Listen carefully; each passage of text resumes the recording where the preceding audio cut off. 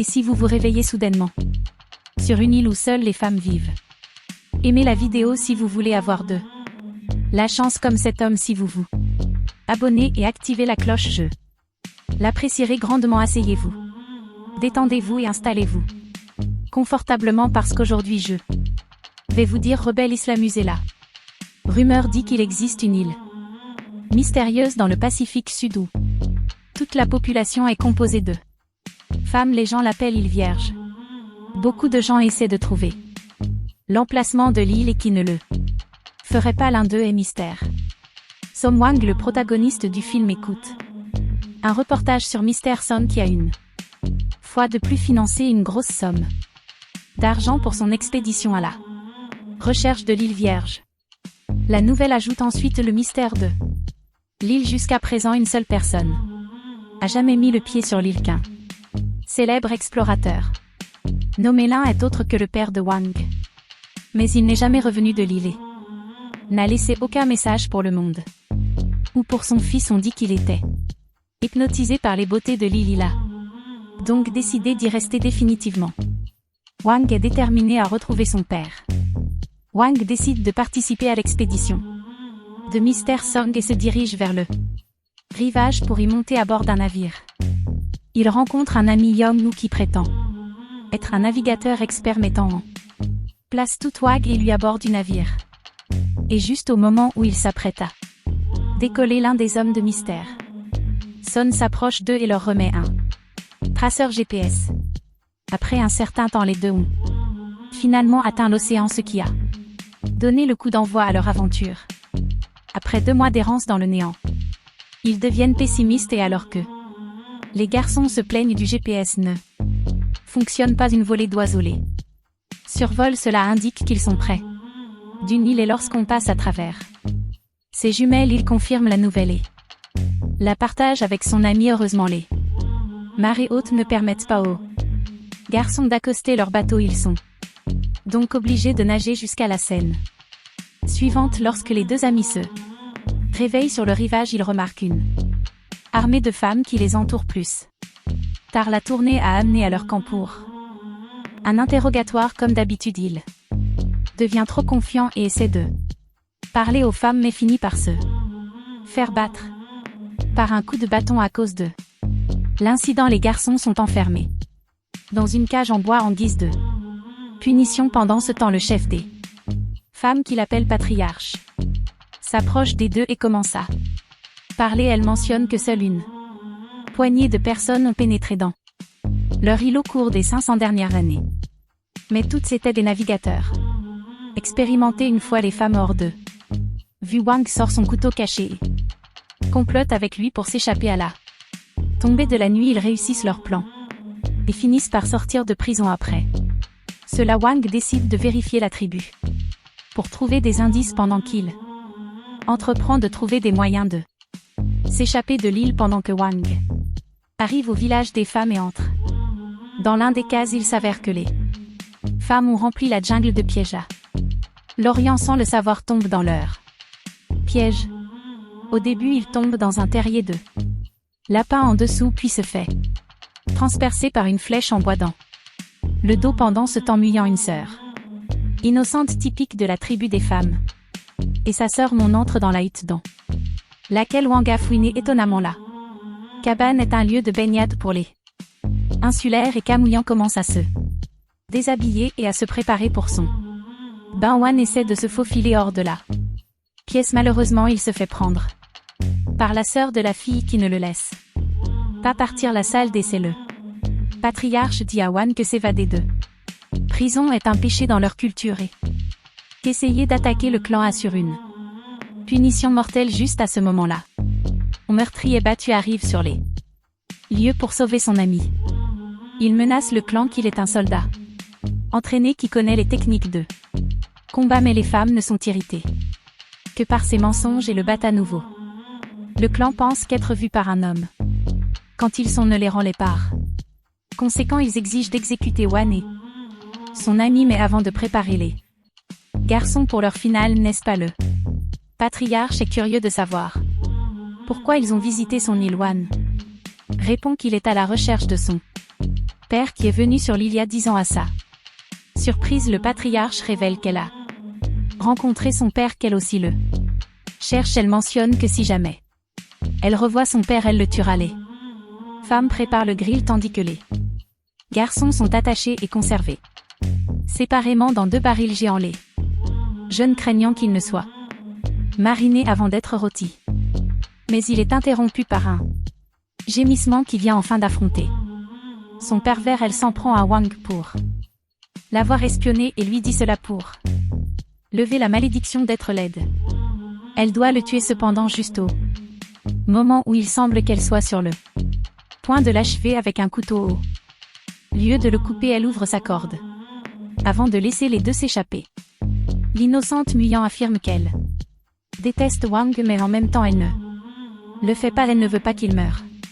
À cause d'elle, malheureusement, les garçons prennent le chemin de la jungle et tombent dans les pièges tendus. Le lendemain matin, Wang et Yon sont à nouveau capturés et attachés devant l'arbre sacré. Les femmes préparaient différents types d'ingrédients à la lumière du feu pour faire mariner les garçons et les manger après la torréfaction, mais le processus est interrompu lorsque Shunoa, une des femmes du clan, se noie dans l'océan. Tandis que les femmes se précipitent vers le rivage, les garçons en profitent pour s'échapper en brûlant leurs cordes. Il fut également la scène sans se rendre compte qu'ils ont mis le feu à l'arbre sacré. Les 2 amis se préparent à profiter de la distraction pour se faufiler hors des lieux, mais à la dernière seconde, Wan change d'avis et décide d'aider la fille qui se noie sans penser au moment où les insulaires ont voulu le tuer, et son ami Wang va au rivage et nage dans l'océan pour sauver la fille après l'avoir ramenée sur le rivage, et on passe à l'action et prépare la RCP sur l'inconsciente Chin. Heureusement, elle recommence à respirer et les femmes applaudissent la bravoure des garçons. Elle est informée que leur arbre sacré a été brûlé et détruit après avoir appris que Wang et Tion sont derrière cet incident. Le patriarche décide de les exécuter immédiatement. Cependant, Mouya et Chin suggèrent qu'ils donnent les garçons une dernière chance. En conséquence, le patriarche leur donne à contre-cure 3 mois pour restaurer l'arbre. Si l'arbre ne revient pas à la vie, ils seront tués sans pitié. Le lendemain, Wang et Tion font de leur mieux pour polir le charbon de bois de l'arbre et l'arroser. Au fil du temps, les garçons se rapprochent des femmes en les aidant dans leur vie de tous les jours. Grâce à leurs outils et techniques modernes, Wang et Yon attrapent d'énormes poissons et leur apprennent à cultiver des légumes. Pendant ce temps, Shunoa fait de son mieux pour attirer l'attention de Yon et apporter des fleurs et Dion tous les jours. Un jour où Wang essaie de trouver un signal sur son GPS, il remarque une vipère qui se cache derrière Mouyan. Il entre immédiatement en action mais la sauve.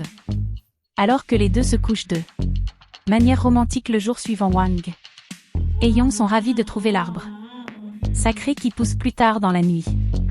Toutes les femmes de l'île ainsi que les garçons célèbrent avec une fête. Et pour danser ensemble, je suis plus tard, Muyan s'approche de Wang et lui raconte l'histoire de leur tribu. Elle partage qu'il y a longtemps il y avait une tribu entièrement féminine connue sous le nom de tribu des sorcières. Ils se sont reproduits par pathogénèse. Ils étaient la tribu la plus proche de la nature parmi les humains primitifs, chargés de garder la granion qui contenait les secrets de la vie dont ils sont les descendants du clan des sorcières. Le lendemain matin, elle emmène Wang à l'endroit où elle a vu son père pour la dernière fois. La Wan trouve le vieux journal de son père où il est écrit sur son temps avec le clan des sorcières. Il écrit que c'est à cause de leurs gestes chaleureux, de leur gentillesse, de leur simplicité et de leur respect de la vie qu'ils ne voulaient pas que l'expédition détruise leur vie.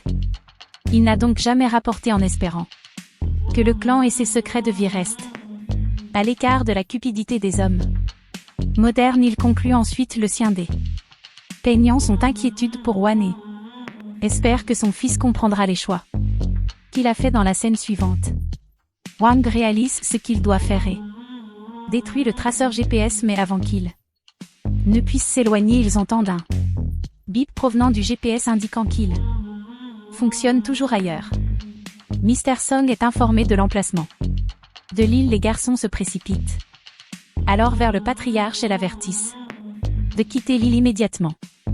Mr. Song et ses hommes sont en route pour récupérer les semences qu'ils ont protégées. Ils élaborent alors un plan pour séduire les hommes, les attirer et les éliminer un par un. Assez tôt arrive avec son équipage et ordonne à 4 de ses hommes de vérifier l'île. Les hommes arrivent au village mais ils sont surpris de voir de belles femmes attendre la prochaine. Les femmes jouent leur rôle sous les hommes et réussissent à les assommer après que ces hommes ne se soient pas présentés.